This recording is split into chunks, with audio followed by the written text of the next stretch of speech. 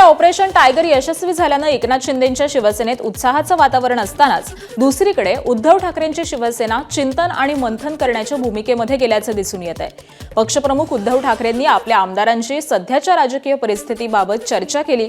शेतकरी आणि जनतेशी संबंधित प्रश्न अधिवेशनामध्ये आक्रमकपणे मांडावेत अशा सूचना उद्धव ठाकरेंनी आपल्या आमदारांना दिल्यात। ज्याप्रमाणे रविवारी मुंबईमधील संजय दिना पाटील यांच्या मतदारसंघामध्ये एक बैठक घेतली, तशाच प्रकारे इतर 5 खासदारांच्या मतदारसंघामध्ये देखील बैठका घेणार आहेत।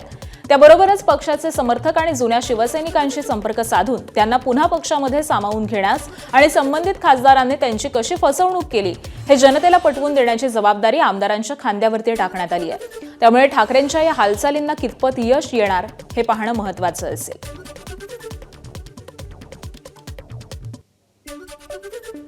सगळे आमदार इथं उपस्थित होते, त्याच्यावर चर्चा पण आहे, असं कुठं झालेलं पण नाही, होणार पण नाही। सगळे आमदार इथं उपस्थित होते, त्याच्यावर चर्चा पण आहे, असं कुठं झालेलं पण नाही, होणार पण नाही। शिवसेना विधिमंडळ पक्षाची ही बैठक होती।